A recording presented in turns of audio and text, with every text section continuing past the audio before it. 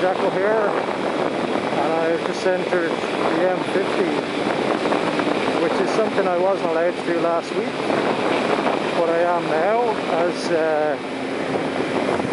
I have passed my driving test for motorcycles. So what that means is I am allowed to use the motorways. I am allowed to have a passenger on the back of the motorcycle, and I don't need to wear a L vest, which is a fluorescent yellow-green vest which has white plates with the letter L in red on them. So I don't legally have to do that anymore. It's one of the benefits of passing your test. Another one is your insurance premium should fall.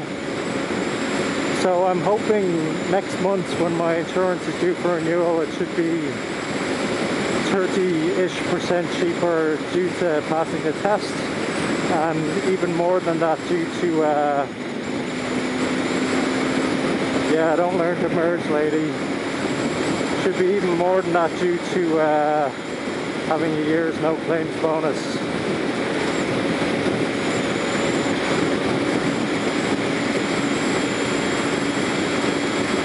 Hopefully you can hear me, because I don't think I've done this sort of speed, well, I definitely haven't done this speed with the camera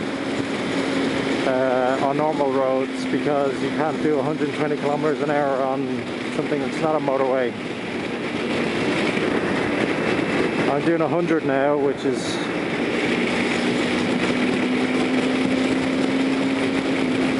probably as much as I could have done anywhere else. Funny enough, what's indicated on this bike is so far away from the reality, it's amusing. I would have to go up to 140 kilometers on this to actually be doing 120. So that's probably around 120. And as you can see, I'm just keeping up with this Volkswagen in front. The normal sort of pace of the road. Lots of shoulder checks when we're changing lanes.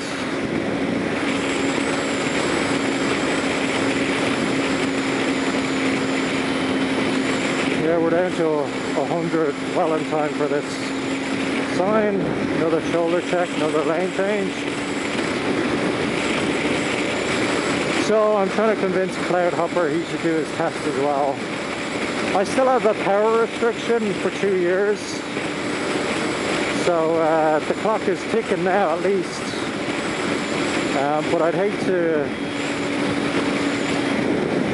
I would have liked Cloudhopper to get his, you know, within 6 months of my test to get his, because if he waits a year and I've a lifted power restriction and he's still on 33 brake horsepower,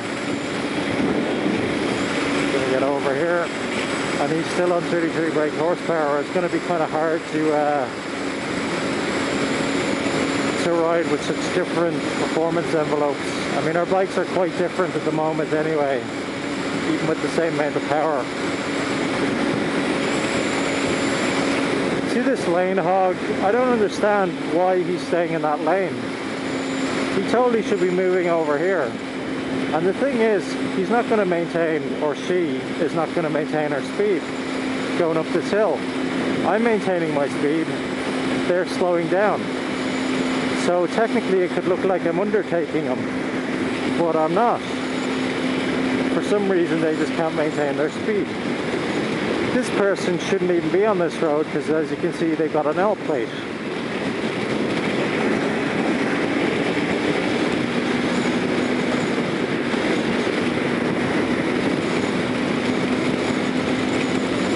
One place you don't want to be on this road is in the center lane.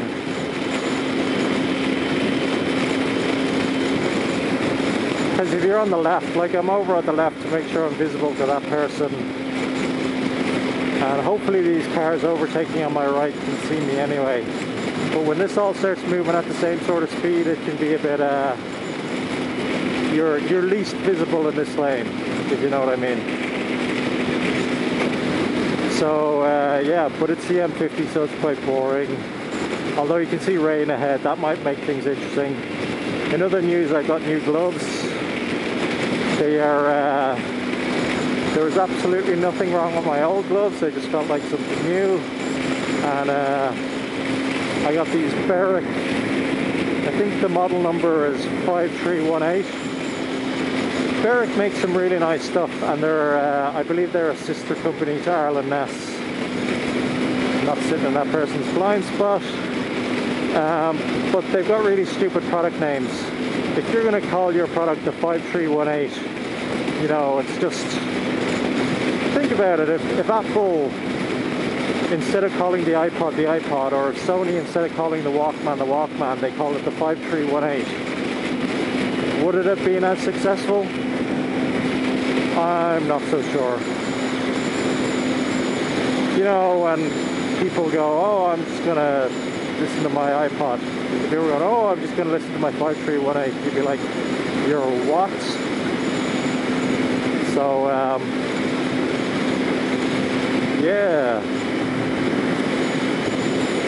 Look, I'm still reading 120, but I'm actually doing 100. I know this from the GPS. And there's actually, there's going to be a speed camera up here, which you'll see from the painted lines when we go under the next gantry. Here we go again, person slowing down for no apparent reason. And I'm down to 110.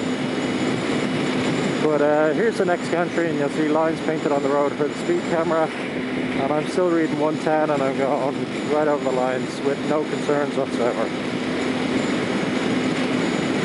I'm telling you, the speedo on the Ninja is not accurate. Not by a long shot.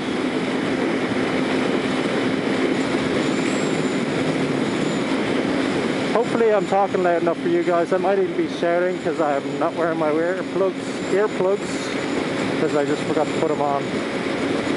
But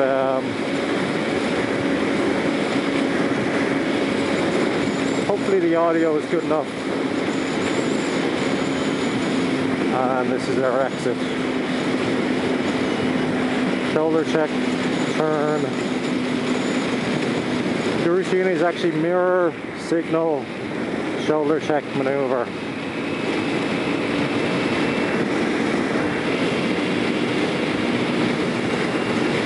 Wonder what useful info that screen is going to tell us when it's eventually working.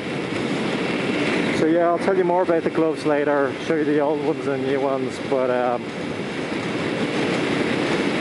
just wanted to say, yeah, I passed my test again and I can use the motorway, and this bike is, as you can see, absolutely capable of going the speed of other traffic and overtaking other traffic and all the rest of it. So I'll stop the vlog here, and I might even start another one.